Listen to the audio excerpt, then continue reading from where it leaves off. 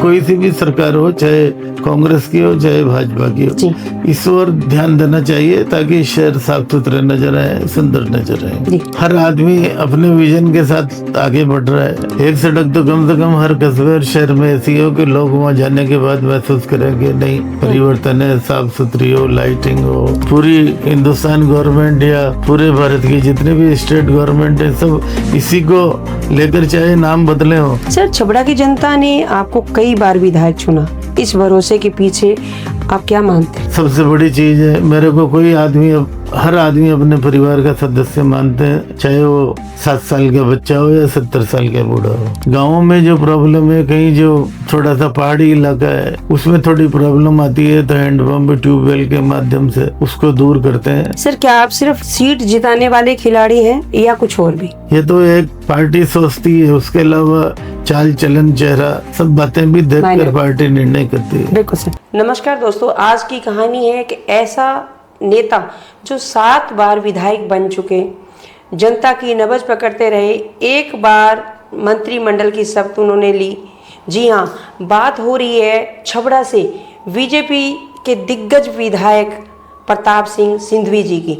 सिंधवी जी 7 बार विधायक बनकर एक बार मंत्रिमंडल में पहुंचे और वो बड़े वरिष्ठ नेता रहे हैं। सिंधवी जी, आपका हमारे चैनल बतंगड़ में बहुत बहुत स्वागत है। सिंधवी जी, आपके राजनीतिक करियर की शुरुआत कब, कैसे और कहां से हुई? ऐसा था, बचपन में ही मेरे फादर 67 से ही एमएलए थे जी। 67, 71 और 77 का इलेक्शन उन्होंने लड़ा। 67 में भारतीय जनसंघ से और 77 में जनता पार्टी से छबड़ा से विधायक बने जी।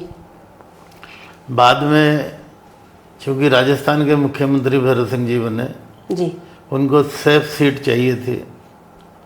उनको लगा कि प्रेम सिंह सिंघवी जिस सीट से चुनाव जीते हैं, यह सीट उपयुक्त है, और उन्होंने मेरे फादर को अप्रोच की। मेरे फादर का पार्टी के प्रति और भैरव सिंह जी के प्रति बहुत ही डेडिकेशन था जी।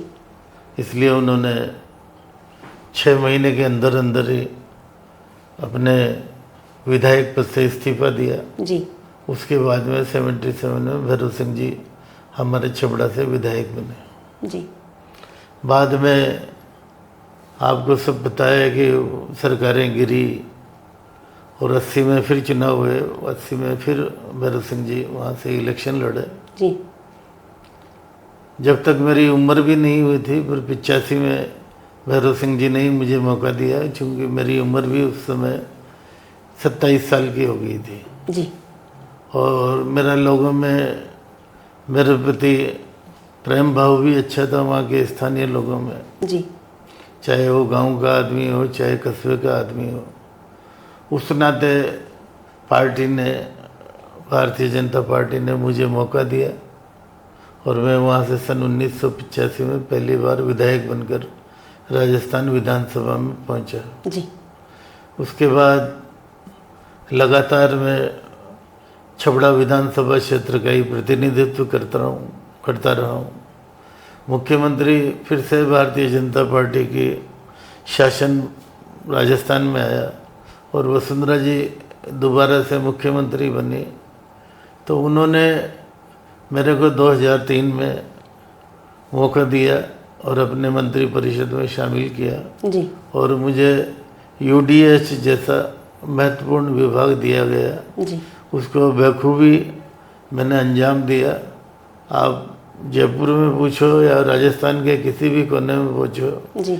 जितनी मेरे में क्षमता थी उतना ही मैंने राजस्थान के शहरों का या नगर पालिकाओं में जो नगर पालिका क्षेत्र था उनका विकास करवाने में कोई कसर नहीं छोड़ी और भारत सरकार से भी जितनी मदद मिल सकती थी उतने लाने की कोशिश की। सर, आपके पास मंत्रिमंडल विभाग जो भी रहा, उसके ऐसे कोई 3 काम बताइए जो आज भी जनता की जुबान पे हैं। जैसे मैंने एक तो राजस्थान की हर नगर पालिकाओं में एक्सपेरिमेंट किया था कि एक सड़क मॉडल सड़क के नाम से हो। जी। एक सड़क तो कम से कम हर कस्बे और शहर में ऐसी हो कि लोग वहाँ जाने के बाद महसूस करें कि नहीं परिवर्तन है, साफ सुथरी हो, लाइटिंग हो, रोड अच्छी हो। जी इस तरह की कोशिश की मैंने हर म्यूनिसपैलिटी में एक मॉडल रोड बनाने की, और बने भी सही। जी दूसरी जो सबसे बड़ी दुविधा थी रेंट कंट्रोल एक्ट की। जी आपने मेरी निगाह में आया कि शहरों में, कस्बों में कई बरसों से पुरानी दुकानें लोग किराए से लेकर बैठे हैं, और लैंडलॉर्ड की स्थिति इस प्रकार की कि बेचारा टुकुर टुकुर देखता है। किसी के बेटे की शादी है, किसी के पोते को बिजनेस लगाना है, किसी के बेटे को बिजनेस लगाना है, पर जगह के अभाव में वो कुछ नहीं कर पाता था। जी दूसरी तरफ जो टेनेंट था, जो किराएदार था, उसके साथ भी समस्या थी कि अगर मैं ये दुकान छोड़ूंगा तो जाऊंगा कहाँ। जी तो मैंने बैलेंस करते हुए, ताकि लैंडलॉर्ड को भी कोई दिक्कत नहीं आए और टेनेंट को भी कोई, किराएदार को भी कोई दिक्कत नहीं आए, वो कानून बनाया और वो राजस्थान में लागू किया। मैं समझता हूँ ये अभूतपूर्व काम राजस्थान में मेरे समय हुआ, और उसको चूंकि मैं नगर पालिका का मंत्री था, इसलिए मैं नगर पालिका तक लागू कर दिया। जी तीसरा मैंने डिफेंसमेंट एक्ट बनाया जी कि ये शहरों में कहीं पे भी होर्डिंग लगा देना, कहीं पे भी दीवार खराब कर देना, कहीं पे भी कुछ लिख देना। जैसे गुलाबी, अपना जयपुर गुलाबी शहर के नाम से, और टूरिज्म के हिसाब से न केवल हिंदुस्तान में, बाकी वर्ल्ड में अपनी एक अलग पहचान रखता है। जी इसलिए जयपुर शहर को जितना सुंदर रख सके उतना रखने की कोशिश की। इसीलिए मैंने डिफेंसमेंट एक्ट बनाया, उसमें कुछ सजा का प्रोविज़न किया ताकि लोग ये दीवारें खराब नहीं करें, कहीं होर्डिंग नहीं लगाएं, कहीं पोस्टर नहीं चिपकाएं। जी वो कानून तो बना दिया, जी पर ये उसका क्रियान्वती अब थोड़ा, ये इस तरह का एक्ट है कि थोड़ा मुश्किल हो जाता है, उतना मैन पावर भी नहीं है, सब बातें भी। पर मैं समझता हूँ कोई सी भी सरकार हो, चाहे कांग्रेस की हो चाहे भाजपा की हो, जी इस ओर ध्यान देना चाहिए ताकि शहर साफ सुथरे नजर आए, सुंदर नजर आए। जी सर, आप बहुत कम विधायक होंगे जिन्होंने राजस्थान में अपने कार्यकाल में 3 मुख्यमंत्री देखे होंगे, जिसमें से एक आप भी हैं कि जिसने 3 मुख्यमंत्री अब तक देख चुके हैं। नहीं, मैंने तो मुख्यमंत्री बहुत देखे हैं। मैंने हरदेव जी भी देखे, मैंने अशोक गहलोत भी देखे, मैंने भरत सिंह जी भी देखे। बीजेपी से, हाँ, बीजेपी के 3 ही बने। हाँ, बीजेपी के राजस्थान में 3 ही मुख्यमंत्री बने। सबसे पहले भरत सिंह जी बने, उसके बाद वसुंधरा जी बनी और भजनलाल जी बने। जी, तो मेरा सवाल तीनों के साथ ही काम करने का बिल्कुल कोई मौका मिला सर आपको, तो तीनों में से सबसे बेस्ट मुख्यमंत्री आपके? नो डाउट, तीनों ही अपनी अपनी जगह परफॉर्मेंस उनकी तीनों की बढ़िया है। हर आदमी अपने विजन के साथ आगे बढ़ रहा है। भैरव सिंह जी की अपनी खूबियाँ हैं, वसुंधरा जी की अपनी खूबियाँ हैं, भजनलाल जी की अपनी। कोई 2 ऐसी खूबी बताओ जो सबसे अच्छी लगी आपको। भैरव सिंह जी तो इतनी बड़ी योजना लाए जो वर्ल्ड में फेमस हुई, अंत्योदय योजना, जी, जिसको सभी सरकारों ने स्वीकार किया। और आज पूरी हिंदुस्तान गवर्नमेंट या पूरे भारत की जितनी भी स्टेट गवर्नमेंट है, सब इसी को लेकर, चाहे नाम बदले हो, पर मोटो यही है कि जो समाज में बिल्कुल पीछे की पायदान में खड़ा है, उसको समाज के दूसरे वर्ग के साथ किस प्रकार से लाएं, उसको समानता का व्यवहार और आचरण उसके प्रकार से, आर्थिक दृष्टि से वो पिछड़े नहीं, इसकी व्यवस्था सबसे पहले भैरव सिंह जी ने दीनदयाल जी के सिद्धांतों को अपनाते हुए की। वसुंधरा जी की 2 खूबी जो सबसे अच्छी लगी आपको? वसुंधरा जी का डिसीजन पावर बहुत तगड़ा है जी। वो अगर उनको कोई बात उनने मन में धार ली तो वो उसमें पीछे नहीं हटती, जो कर दिया कर दे जी। और करती भी है और विजनरी है जी। उनको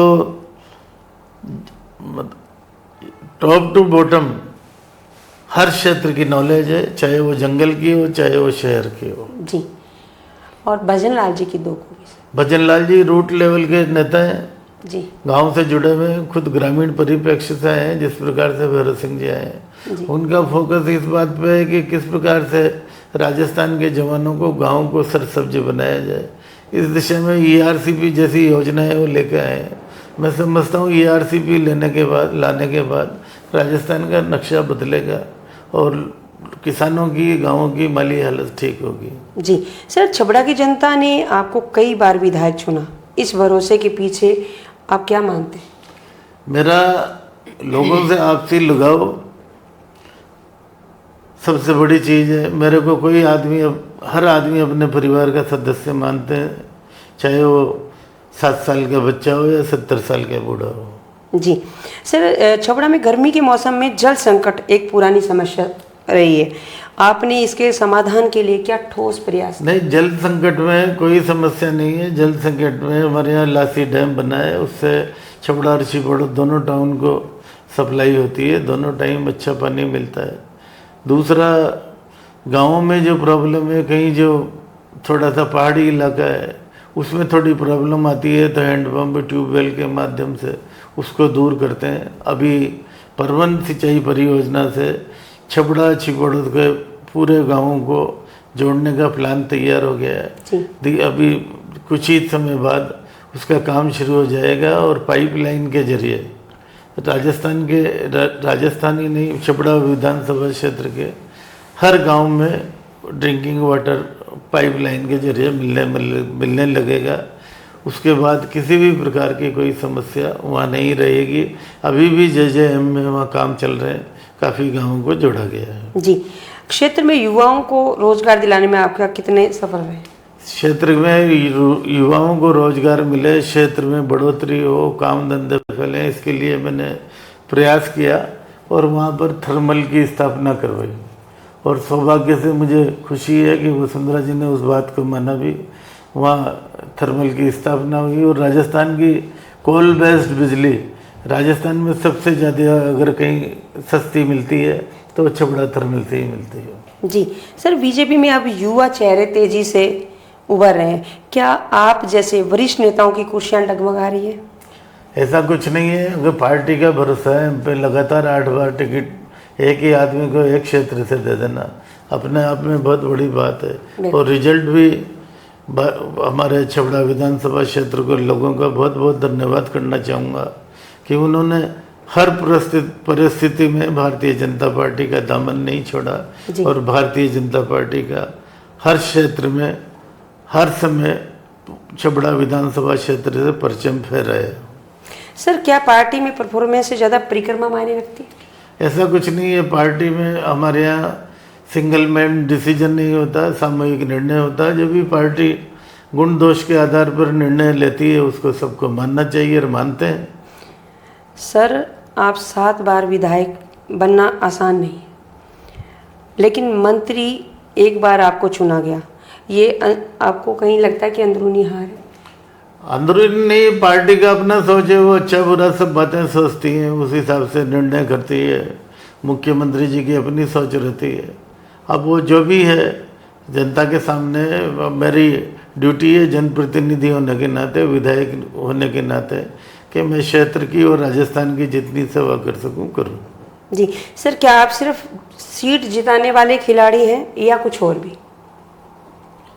हर आदमी चाहेगा, हर राजनीतिक पार्टी चाहेगी कि ऐसे आदमी को सामने लाया जाए जो विधानसभा क्षेत्र का सदस्य बन सके या सीट, पार्टी की सीट जिता सके। ये तो एक पार्टी सोचती है, उसके अलावा चाल चलन, चेहरा, सब बातें भी देखकर पार्टी निर्णय करती है। बिल्कुल सर। सर, क्या आपको लगता है कि राजनीति अब जन सेवा से ज़्यादा रणनीति हो गई है? आप इसमें कैसे संतुलन बनाते हैं? रणनीति को तो नहीं, उस मोटो अब आप ये तो नहीं कह सकते। मेन लक्ष्य तो जनसेवा ही है। अब कुछ लोग ऐसे हो सकते हैं जो रणनीति के आधार पर अपनी चौसर बिछाते हैं और उस नाते उसी स्थिति को लेकर, उसी नीति को लेकर काम करते हैं। जी सर, आपकी 7 बार की विधायक यात्रा में छबड़ा क्षेत्र में ऐसा कौन सा बड़ा बदलाव आया जो गर्व से गिनाया जा सके? सारे ही बदलाव है। थर्मल के बाद वहाँ की इकोनॉमी बढ़ी है। जितने भी मध्य प्रदेश से लिंक करने के काफ़ी काम हुए हैं। हमारा बॉर्डर इलाका मध्य प्रदेश से अगर ये जुड़ जाएगा तो यहाँ का व्यापार बढ़ेगा। इरिगेशन क्षेत्र में बहुत काम हुए हैं किसानों के लिए। सर, मंत्री न बनाए जाने की वजह आपका क्षेत्र आप हैं या दिल्ली की दूरी? नहीं, ऐसा कुछ नहीं है। दिल्ली वाले तो सब पर निगाह एक समान रूप से रखते हैं और मोदी जी के नेतृत्व में न केवल राजस्थान, न केवल मेरा क्षेत्र, पूरा हिंदुस्तान आगे बढ़ रहा है, जिसकी हिंदुस्तान के निवासी ही नहीं पूरा विश्व उस बात को देख रहा है और सराह रहा है। जी सर, क्या आपने कभी पार्टी से खुलकर पूछा कि मंत्री नहीं बनाने के पीछे क्या रीजन? ये ऐसी कोई बात नहीं है कि पार्टी से पूछे। पार्टी के लोग अपना असेसमेंट करते हैं जहाँ पर उनको ज़रूरत होती है, जिस व्यक्ति की ज़रूरत होती है, जो कार्यकर्ता उपयुक्त समझते हैं, किसका कहाँ काम लेना है, उस हिसाब से काम लेते हैं। ये सब शीर्ष नेतृत्व के उनको पूरी निगाह रहती है कि भाई किसका कहाँ काम लेना है। जी सर, आपके क्षेत्र में सड़क, बिजली, जल व स्वास्थ्य जैसी मूलभूत सुविधाओं की क्या स्थिति है? दिन पर दिन बढ़ोतरी हो रही है। अभी भजन लाल जी ने इस बजट में हमारे चिकित्सालय को उप जिला चिकित्सालय घोषित किया है। जी सर, हमारे चैनल में आपका आने के लिए बहुत बहुत धन्यवाद। प्रताप सिंह सिंधवी, नाम बड़ा लेकिन मंत्रालय से काफ़ी दूरी, ये सवाल अब सिर्फ विपक्ष नहीं जनता का भी बन चुका है। मैं हूं आपकी होस्ट सोनिया कौशिक। फिर मिलेंगे एक और नेता की चटपटी परतें खोलते हुए। जय हिंद, जय भारत, जय राजस्थान।